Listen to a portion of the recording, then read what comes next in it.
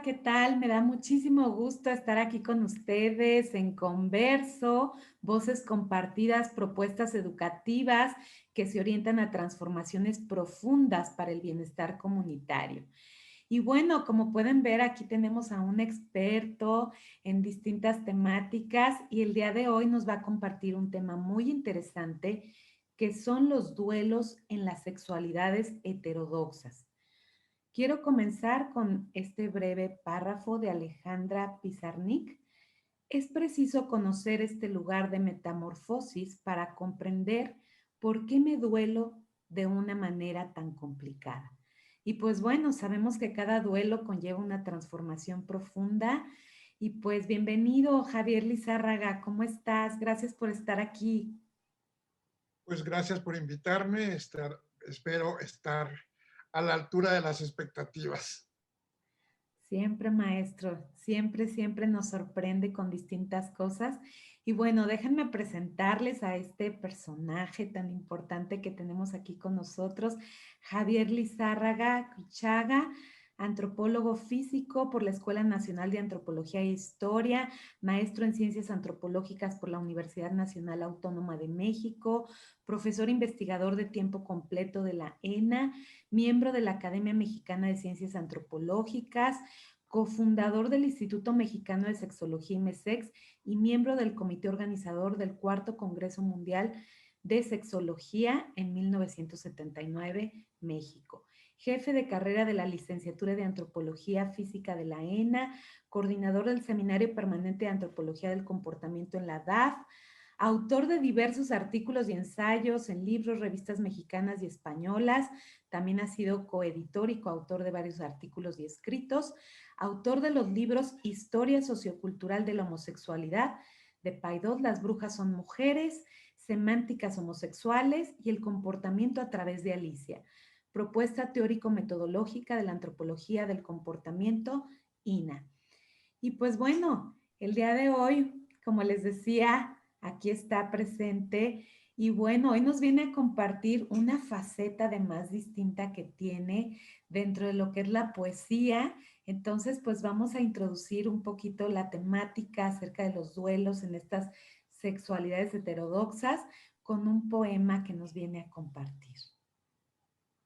Bueno, este es un poema que dediqué a la memoria de la persona que amé durante 25 años, que estuvo a mi lado, que fue mi compañero, mi pareja, y, y titulé el poema Mi ego y tu partida. Pensarse sin fisuras es absurdo, solo un diálogo de sombras con el ego.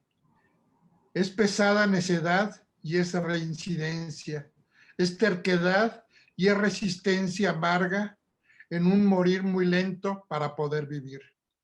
Los egos se doblan, giran y se repliegan. Son un simple origami de inocencias, un papel sin cuerpo, ni sustancia, ni sudor, solo carne que se busca en los reflejos sin realmente reflejarse nunca. Saberme tú aquí mientras mirabas, acariciaba mi exquisita vanidad. Tú me sostenías, yo trascendía. Yo me dejaba estar y ser querido, deseando olvidarme de los años. Tú debías saber todo de mí cuando mis labios contenían tu saliva, en ese apenas murmurar los nombres, como yo de ti lo sabía todo sin saber, cuando aún sin mi nombre sonreías con tus labios que pedían mi presencia. Era tu ego más bello que mi ego, pero el mío se elevaba y florecía porque el tuyo apenas lo rozaba. Se fundía con mi piel y mis gemidos, con ronroneo de gato enamorado y con ese estar acechando siempre. No importa ya qué día empezamos esa danza de emociones encamadas. No importa si era lunes, si hacía sol, pues el tiempo nos tenía secuestrados. Solo tú y yo al comienzo de la historia y solo yo para ponerle punto y cierre. Te fuiste poco a poco sin el menor ruido, apenas con respiros de agonía, mientras yo, ignorante de tu marcha, Estando lejos te pensaba cerca y al acercarme supe que te había sido sin un quejido, sin un reproche. Mi ego se vistió con las nubes de tu tierra y mi cuerpo se vació de disolvencias. Allí me quedé yo, sin nada entre las manos, sin saber dónde guardar tu ego espejo, contando solo horas, días, eternidades. Wow, muy, muy conmovedor y profundo. Y bueno, toca nuestras fibras más sensibles y la verdad es que creo que qué importante es trascender a veces los duelos que vivimos, encauzarlos de distintas formas, ¿no? Creo que la poesía, la escritura, el arte son formas importantes de trascender. ¿Cómo ve, maestro? Pues yo pienso que más que nada, antes que eso, son formas importantes de comunicarnos, de sacar lo que tenemos dentro Ujú. y compartirlo con aquellos que lo puedan querer o quieran compartir, ¿no? Claro, y además logramos que muchas personas también se identifiquen a veces, ¿no? A través de la lectura pareciera como si pudiéramos identificar que no estamos tan solos en este mundo, que hay gente que también está viviendo situaciones de duelo. Y pues bueno, hoy vamos a hablar acerca de los duelos en las sexualidades heterodoxas. Si nos, si nos amplía un poco el término, ¿por qué llamarle sexualidades heterodoxas? ¿A qué nos referimos con eso? Bueno, ah, se ha hablado mucho de la diversidad sexual, pero cuando se habla de la diversidad sexual, generalmente se excluye la heterosexualidad, lo cual me parece un absurdo, porque la heterosexualidad es parte de la diversidad sexual.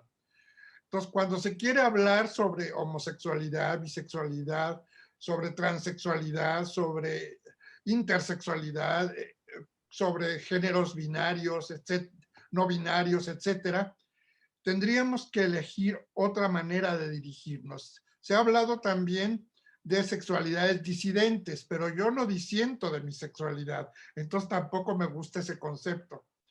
Por eso, en un momento dado pensé y empecé a hablar de sexualidades no hegemónicas. Sin embargo, me hicieron ver un detalle que me parece importante. Ujú. Estaba utilizando el negativo para afirmar algo positivo, ¿no?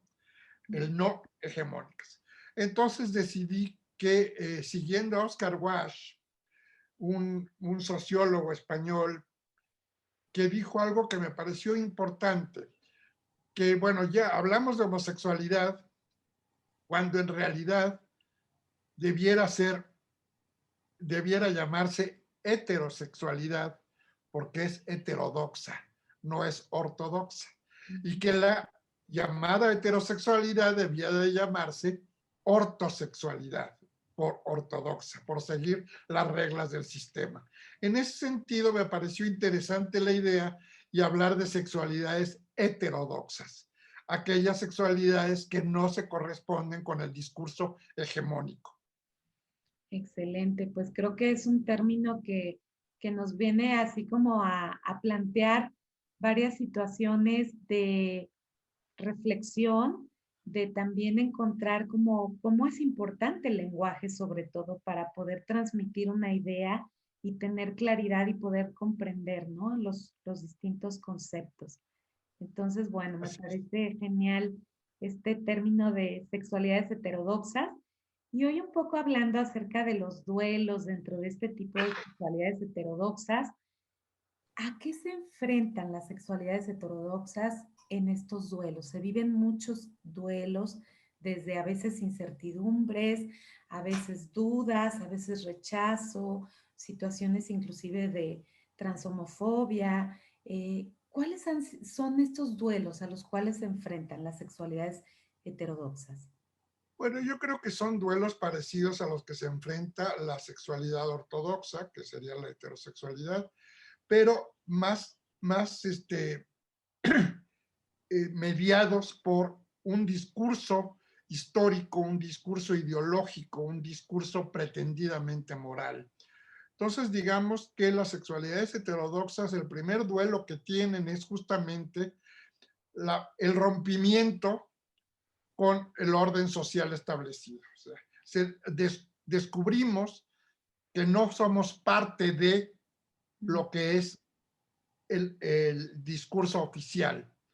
Y ahí empezaría, digamos, el primer duelo. Por ello, una de las cosas más difíciles en un momento dado, pienso que sin ser conscientes de ello, para muchos homosexuales, bisexuales, transexuales y demás, es decirse a sí mismo al espejo, soy homosexual o soy bisexual o soy transexual. Y entonces ahí, con ese decirlo, hay un rompimiento con lo que esperaban los otros, que supuestamente debía ser mi propio deseo, ser el hijo deseado de papá y mamá, el padre de sus nietos, etcétera, etcétera.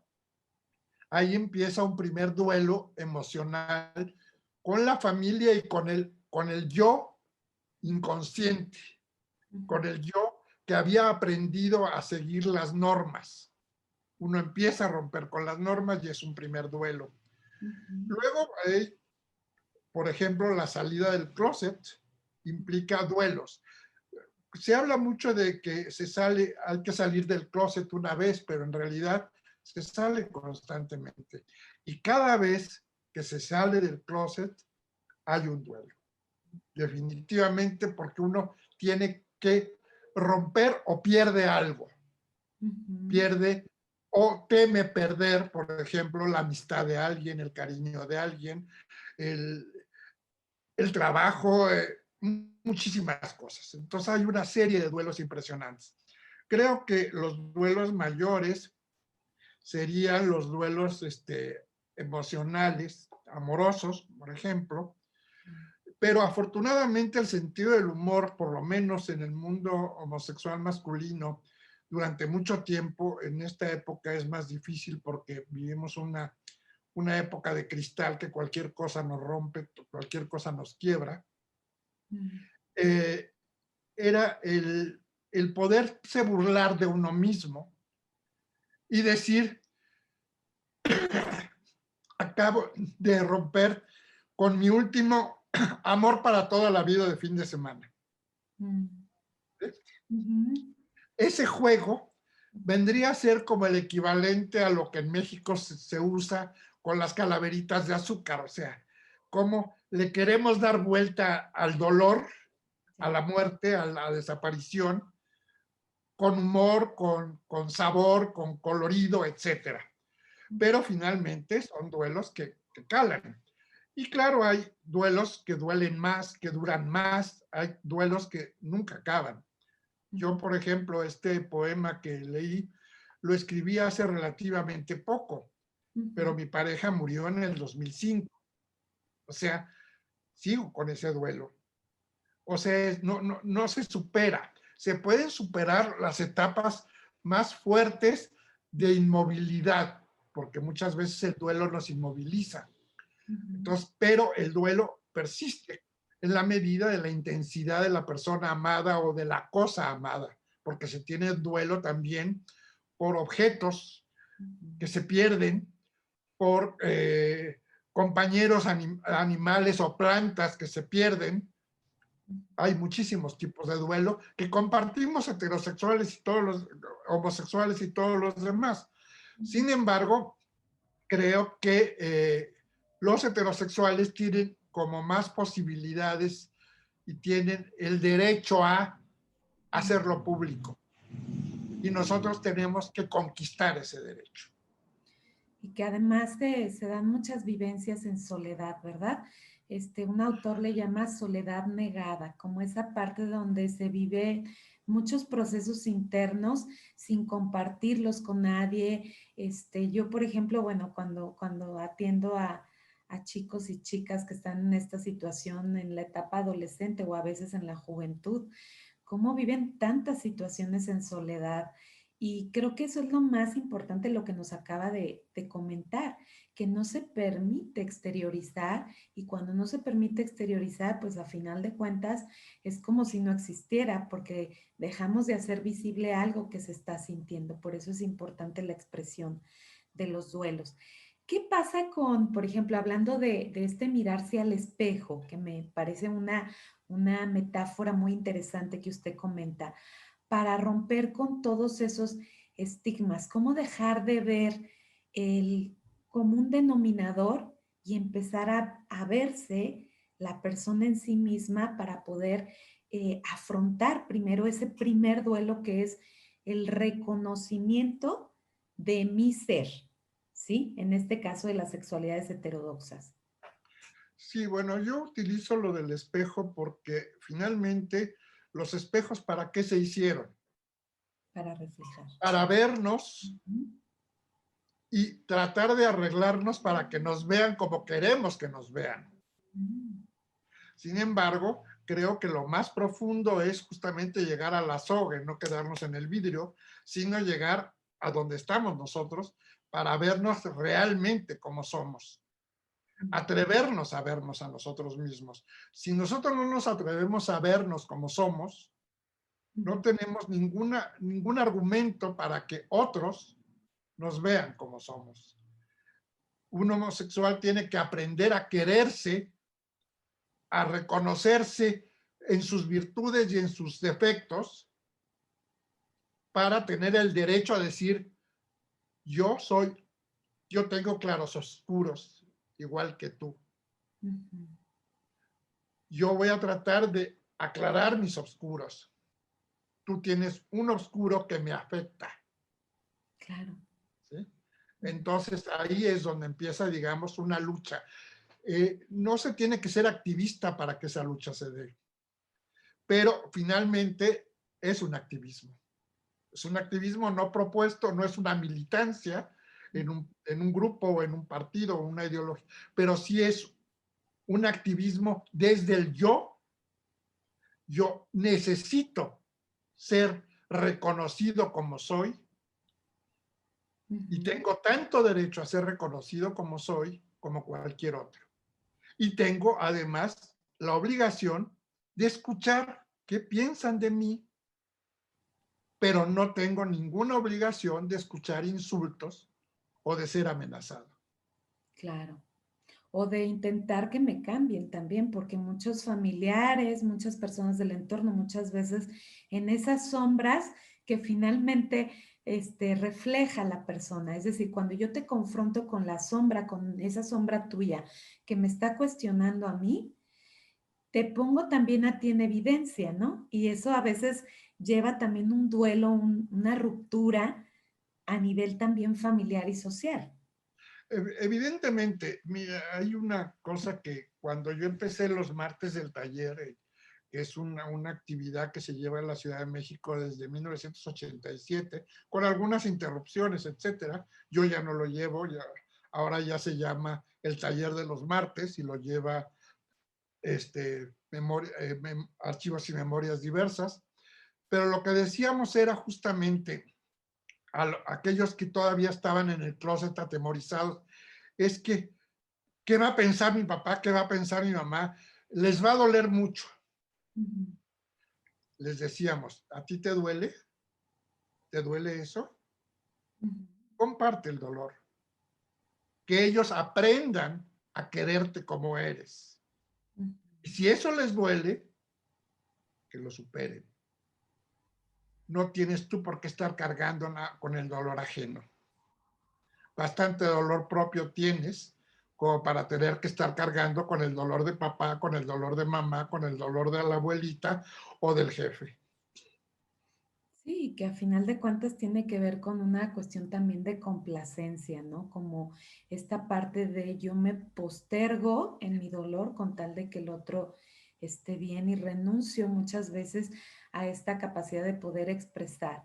De hecho, por ejemplo, cuando trabajo yo con padres y madres de familia de, en estas situaciones especiales de sexualidades heterodoxas, como usted lo comenta, me doy cuenta que hacen muchos sesgos y empiezan como a ver, yo le llamo pasión, así como que se apasionan en un punto y dejan de ver la compasión, ¿no? El todo, dejan de ver los talentos, los valores, la persona en toda su expansión de su ser. ¿verdad? Entonces creo que ese es un punto también importante que tenemos que tomar en cuenta, cómo lidiar con estos dobles duelos entre lo como él se vivencia, pero también hacia el exterior, ¿no? Lo que Sí, ocurre. y yo creo que es importante además aquí reconocer que muchas veces por amor nos dicen, es que yo no quiero que sufras, Ujú, dando por hecho de que por ser homosexual o por ser transexual uno tiene que sufrir. Y ujú. no se dan cuenta que al decirnos eso, nos están haciendo sufrir. Claro. Entonces, no es que no quieran que sufran, no quieren sufrir ellos. Ujú, Hay un gran egoísmo por parte de la ortodoxia. claro.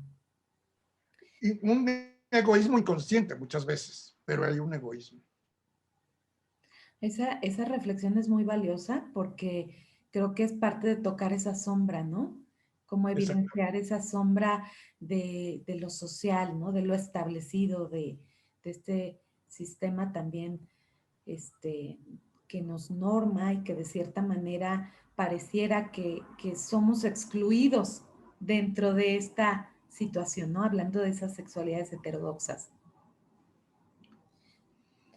Cómo poder, por ejemplo, hablar de este proceso, por ejemplo, del amor? Ahorita usted hablaba del amor. Primero, del amor hacia mí mismo dentro de ese espejo donde me estoy reconociendo. ¿Cómo se lleva ese proceso de amor hacia uno mismo para poder tener la fortaleza de afrontar y de romper con todo ese exterior? Bueno, yo creo que no hay una forma de llevarlo a cabo. Cada quien tiene que descubrir su forma, su manera de cómo abordarlo. Una de las cosas que yo justamente, la palabra amor a mí me da mucho miedo cuando se usa, porque ahora se quiere justificar que es por amor. No, a veces no es por amor, es por deseo, es por placer. También hay que reivindicar el derecho al placer. Yo verdaderamente aplaudo a aquellos que dicen, yo no me quiero enamorar, yo Ujú, quiero gozar. claro. Y enamorarme para mí es sufrimiento o para mí es una pérdida de tiempo. Lo respeto. Ujú, Yo, por ejemplo, sí me he enamorado y he disfrutado muchísimo.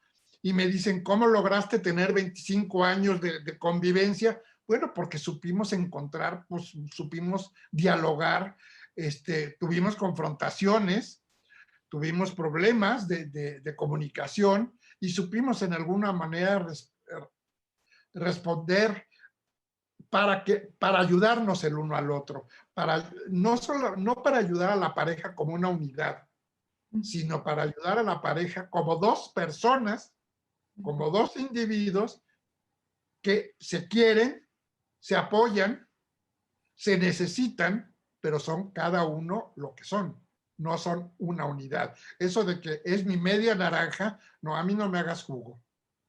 Claro, por supuesto, pues es que es importante, ¿no? Ver cómo la sexualidad, el deseo y el amor no tienen que ir juntos, pueden ir por separado y muchas veces se viven de esa manera, como lo comenta, dentro de lo que son los vínculos, ¿no? Simplemente teniendo esa responsabilidad afectiva de exteriorizar exactamente qué es lo que yo deseo tener contigo para también no estar generando falsas expectativas, ¿no? O dolores de los cuales después vamos a vivir otro tipo de duelos.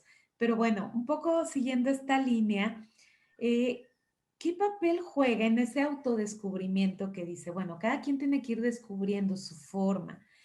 ¿Qué papel juegan las parejas en la vida de uno para ese autodescubrimiento? Pues todo depende de la pareja. O sea, hay parejas que quieren ser partícipes y que nos ayudan a descubrirnos. Hay parejas que no. Hay Ujú, parejas, porque hay parejas que son justamente parejas para el disfrute y ujú, no para la reflexión. ujú, ¿Sí? O sea, la pareja no tiene que ser necesariamente de una manera, claro. así como no debe tener una fecha de caducidad previa. Ujú, La pareja acabará cuando tenga que acabar. Yo en una época eh, tuve me dediqué un poco a dar terapia de pareja a personas homosexuales Ujú, y terapia de aceptación de la propia sexualidad. Soy muy malo como terapeuta porque me llevo los problemas a mi casa. mm, Y entonces yo les decía, por ejemplo, a los de terapia de pareja, les dije, a ver, vamos a partir de un principio. Una terapia de pareja no garantiza o no tiene que garantizar que la pareja siga, ujú, sino ver las posibilidades de que siga o de que no siga sin hacerse demasiado daño. ujú, ¿Sí?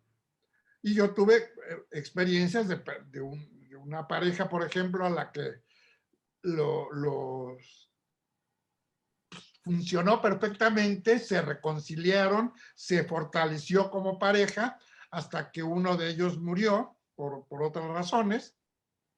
En cambio, tuve otro amigo que fue un conocido que tuvo su pareja y que lo que quería es que yo le resolviera y que la pareja siguiera. Y la pareja no siguió. Y ujú, esto me lo guardó con rencor toda su vida. mm. Y eso, entonces fue cuando yo dije, Javier, no sirves como terapeuta, porque te duele demasiado esto. Y un terapeuta tiene que saber separar los problemas del otro de sus propios problemas, y yo los hago míos. Entonces, por eso dije, lo tuyo es la docencia y la investigación. Para eso, hasta ahora, has demostrado que funcionas. Funcionaste como terapeuta, pero para ellos, pero para ti te hiciste muchísimo daño. Y tampoco se trata de que sea suicidio, ¿no? Entonces, Claro, claro. Pues es que es difícil no identificarse de pronto ante el dolor ajeno, pero bueno, un poquito dentro de esto que estamos tocando, dentro de estos duelos que se vivencian, también hay un duelo muy fuerte que habla de toda esta cuestión de la transhomofobia. ¿Qué existe detrás de esto? ¿Cuáles son las sombras, por ejemplo, en este sistema heteronormado? bueno, lo que pasa es que justamente las fobias, cuando tú eres el objeto de la fobia, no eres el sujeto que la siente, sino el sujeto que sufre que otro sienta fobia, Ujú, te daña, te rompe las posibilidades de comunicación. Entonces, claro que es un duelo social.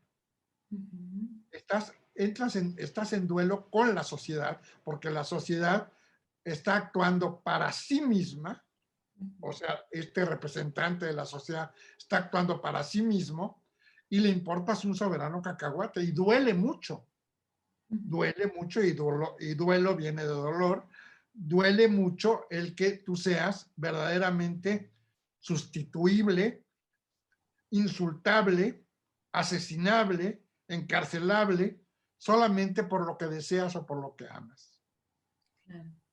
Y por ejemplo, en la parte de la sociedad, cómo al sacar esta sombra de este odio, cómo de cierta manera puede llegar a confrontarse. O sea, ¿qué es lo que tenemos que hacer dentro de estas como propuestas educativas?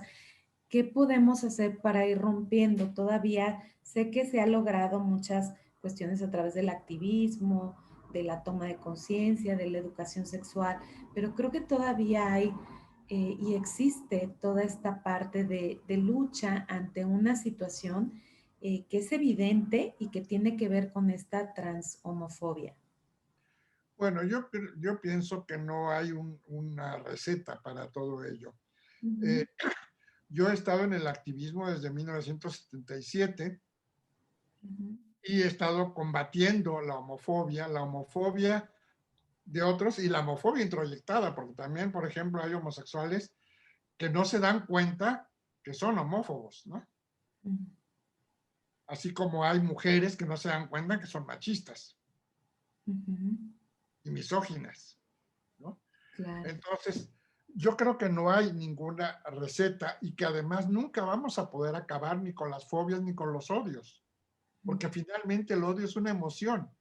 Ujú, El odio es un sentimiento más bien, que parte de una emoción que es el miedo, el desconcierto, una serie de emociones que son el miedo, el desconcierto, etcétera. Y eso es parte de nuestro ser como como animal humano que somos. Entonces, yo no pienso que el odio no es necesariamente negativo. Mm. Yo odio a muchas cosas. Hay Ujú. cosas que odio. Ujú, ujú, Y defiendo el odiarlas. O sea, odio el fascismo, ujú, odio las dictaduras. ujú, Y yo, por ejemplo, cuando alguien muere, que dicen, es que no hay que, no hay que festejar la muerte de nadie. ¿Cómo no? Yo festejé la muerte de Francisco Franco y festejé la muerte de Fidel Castro. ujú, Y hubiera festejado la muerte de Hitler si yo hubiera vivido en ese entonces. ujú, O sea, yo pienso que el odio es también útil. ujú. Solamente cuando tú eres objeto de odio y además de un odio irracional, que ahí están las fobias, Claro, ese es el problema, ¿no? La irracionalidad, no el odio, sino la irracionalidad. eso es lo más interesante, ¿no? Darnos cuenta de cómo estamos en estas situaciones odiando de esa manera irracional y que creo que genera mucho, pues mucho daño en el exterior y también a nivel interno, ¿no? Porque finalmente es confrontarnos con esas situaciones también. Y un poco hablando de esta visión que nos comenta, ¿cómo fue para usted o cómo se ha ido desarrollando ese activismo en usted? ¿Cómo ha ido evolucionando? Platíquenos un poco, desde esa Bueno, época hasta ahora. bueno, yo mi activismo empezó realmente en 1977 cuando estuve en España ¿Mm? por dos razones. Una, eh, un amigo mío es mexicano, hijo de español, que estaba viviendo también en Barcelona, donde yo estaba, trabajaba en una editorial y le encargaron de otra editorial un libro, porque estaba en plena época de apertura, o sea, hacía un año y medio, casi 2 años que había muerto Francisco Franco, entonces estaba en el destape que llamaban, ¿no? En Madrid le llamaban la movida y en Barcelona le llamaban el destape, y le encargaron un libro sobre homosexualidad. Y entonces él consideró que sería interesante un libro que reuniera artículos de autores mexicanos y españoles, Ujú, dado que él había nacido en México, era hijo de español e hijo de mexicana, ¿no? Como yo estaba allá, pues me invitó a participar. Desafortunadamente de México no llegó ningún artículo, entonces los mexicanos que escribimos fuimos él, su pareja y yo, nada más. Y todos los demás eran autores españoles, que se llamaba el libro, y el título lo saca del artículo justamente de Fernando Sabater, que escribió en el libro, que se llama El homosexual ante la sociedad enferma. Y además se estaba fraguando, se estaba organizando en España la primera marcha de liberación homosexual de la ciudad de Barcelona, y tuve la fortuna de conocer a los grupos activistas que había allá. Y entonces ahí empezó, digamos, mi activismo. Participé en esa primera marcha, participé en ese libro, etcétera. Y luego llegué a México, también mis amigos de allá, los que escribieron aquel libro, volvieron a México. Y entonces fuimos parte de fundadores de un grupo. ujú, Ya había grupos en México, pero la mayoría de los grupos que había en México eran grupos de reflexión interna que no salían a la calle. Nosotros pensamos, un grupo de los que estábamos ahí en uno de estos grupos Sexpol, que asistíamos a sus actividades, dijimos, esto está muy bien, pero se necesita salir a la calle, se necesita que la gente nos oiga, que la gente sepa, que nos conozca como somos, no como creen que somos, ¿no? Y entonces fundamos el grupo Lambda de Liberación Homosexual. ujú. Ya para ese entonces existía el Frente Homosexual de Acción Revolucionaria, que salió el 26 de julio del 78 por primera vez como contingente para apoyar la Revolución Cubana, lo cual me pareció a mí personalmente maravilloso que salieran, pero una contradicción porque en Cuba había una represión brutal contra la homosexualidad, pero bueno, en fin. Y luego nos estábamos preparando para participar en los 10 años, en la conmemoración de los 10 años de la noche de Tlatelolco. Y justamente cuando estuvimos allá, nos encontramos con el FAR, con el Frente Homosexual de Acción Revolucionaria, que era básicamente de hombres, aunque había algunas mujeres, y con Oikabet, que era un grupo exclusivamente de mujeres. En cambio, el grupo Lambda era mixto, era de hombres y mujeres. Y ahí, digamos, empezamos a consolidar lo que sería el movimiento activista en México de grupos, ¿no? Aparte de que hay muchos activistas que no están y no han estado nunca en grupos, ¿no? Y obviamente han ido cambiando las cosas. Yo me acuerdo que en una sesión, después de uno de los martes del taller, un chico muy joven llegó a la casa, estábamos platicando, una serie de amigos del grupo Guerrilla Gay, que fue el segundo grupo que yo fundé, en el que sigo como activista. Dijo, es que yo quiero pertenecer a este grupo. Y le dijimos, mira, pienso que lo más probable es, lo más deseable es que se generen grupos jóvenes, porque nosotros tenemos una forma de ver las cosas y a lo mejor no corresponde con las necesidades que tienen los jóvenes homosexuales de hoy. Nosotros nos formamos con nuestra propia historia. Claro. Entonces, formen ustedes un grupo, nosotros los apoyamos, y entonces formaron el grupo Palomilla Gay, que era como el hijo de Guerrilla Gay, ¿no? Por eso hicieron el juego entre lo que es una palomilla de amigos la terminación illa para hacer rima con guerrilla. Ajá. Entonces, en esa medida, nosotros quisimos ir aprendiendo de los jóvenes, pero también diciéndoles a los jóvenes que tenían que aprender de nosotros. Claro. Y ese ha sido uno de los grandes problemas que ha habido, ¿no? Y más ahora en esta época en que está lo políticamente correcto y que todo es discriminación. Y si todo es discriminación, como diría Marta Lamas, nada es discriminación. Porque el que yo, por ejemplo, no quiera tener relaciones sexuales con X persona, no es que yo la discrimine. Claro. O bueno, sí la discrimino, pero no en sentido negativo. La discrimino porque la diferencio es, de esto me gusta, esto no me gusta. No digo que sea malo. Y esto es algo que no se ha entendido. Si no, por ejemplo, los chavos homosexuales son trans, hombres trans homosexuales. ¿Por qué no tienes relaciones con un hombre trans homosexual? Porque no tienen lo que yo busco. No digo que sean malos, no sé.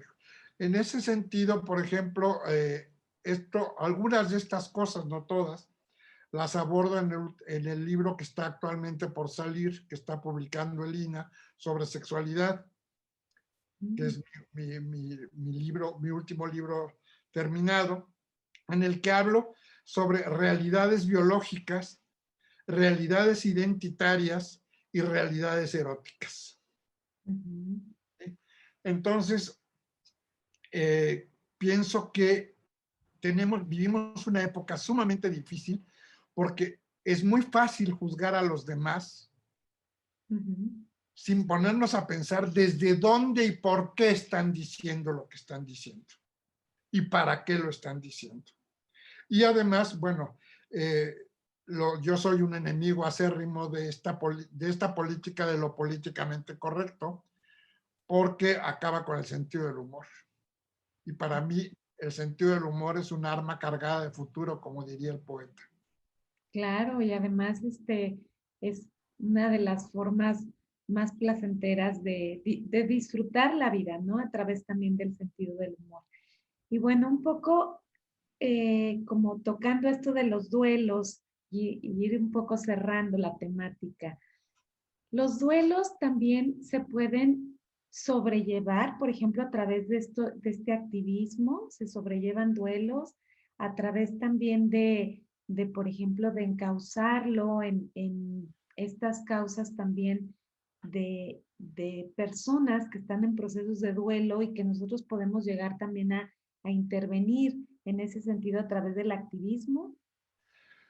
Yo creo que sí, y además a través del activismo uno descubre otro tipo de duelos y uno entra en duelo. Por ejemplo, este grupo que decía yo de Archivos y Memorias fue el creador de algo que me parece que es una iniciativa muy interesante y muy importante, que es el obituario LGBT mexicano. Ujú. Está en Facebook y está en Internet. Y entonces uno, por ejemplo, descubre que de repente muere alguien, una persona que sea trans o homosexual o bisexual, etcétera, y alguien lo sube su foto y la gente comenta cuando lo conoció, los recuerdos, o sea, expresan su duelo, su cariño, etcétera.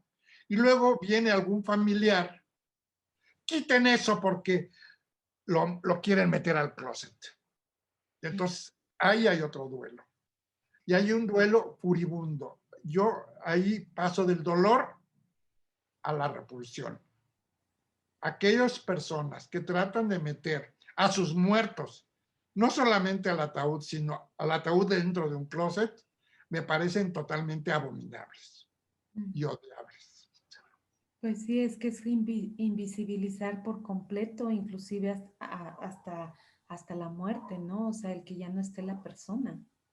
Sí, porque quieren limpiar su propia imagen. Claro, El claro. muerto les importa un soberano cacahuate. Y viene otra vez esa parte del egoísmo del que hablaba al Así inicio, es. ¿verdad? Y bueno, pues, ¿qué nos puede comentar respecto a que estos duelos también se viven a través de la poesía? Sé que ha estado escribiendo varias poesías, que ya se va armando algo interesante sobre la poesía y cómo podemos también encauzar y como dice usted, expresar, no solo encauzar, sino expresarnos también a través de la escritura, de la poesía. ¿Qué nos puede comentar respecto a su experiencia en este tema? Bueno, a mí siempre me ha gustado mucho escribir. He escrito teatro, he escrito poesía, y hacía mucho que no escribía poesía. Hace unos 2, 3 años volví a escribir poesía y estoy elaborando una especie de libro y me he descubierto que gran parte de mi libro gira en torno a un duelo. A veces porque por muertes que he tenido, gente querida, y a veces porque yo voy muriendo. ¿Mm? Un duelo de mí mismo, ¿no? Frente al Y espejo. además es una forma de retratarme y de confrontarme, de hablarme a mí mismo. Es, digamos, una de las actividades más egocéntricas que hay, el escribir poesía para mí. Pues bueno, finalmente es volverse a ver frente al espejo con Así estos es, cambios. Y así es. cerramos con ese espejo maravilloso en donde nos comenzamos a ver y también vamos viendo los cambios a lo largo de nuestras distintas etapas como una metáfora.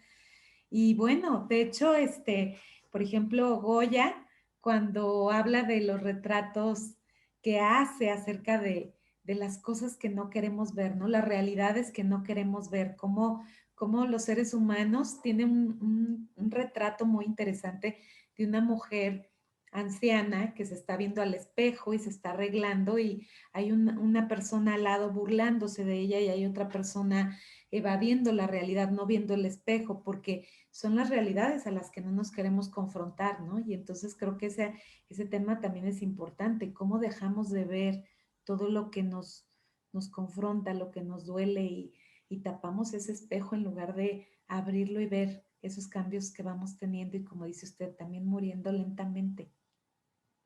Así es. Bueno, pues yo creo que el duelo es algo que nos hace vivir. Nos duele. Si nos duele es que estamos vivos. Excelente. Pues con eso cerramos nuestra charla de los duelos del día de hoy en sexualidades heterodoxas y pues le agradezco muchísimo su tiempo, su valioso tiempo, el estar aquí. Sé que ama las plantas y entonces hoy pusimos en el escenario plantas porque sé que es una de las formas, ahí está su paraíso también, su pequeño paraíso, como le llama usted. Así es. Muchas gracias, maestro, por esta Gracias. valiosa charla y esperamos pronto que saque sus poesías para vernos reflejados en esos espejos que usted se refleja también. Bueno, eso dependería de un editor que quiera publicarlas, que es más difícil todavía. Ok, muchísimas gracias y espero seguir en contacto. Muchas gracias. Hasta luego, nos vemos en Converso, no lo olviden. Facebook Claudia Hernández, Instagram Claudia HD-sexóloga y nos vemos muy pronto con otro episodio de Converso.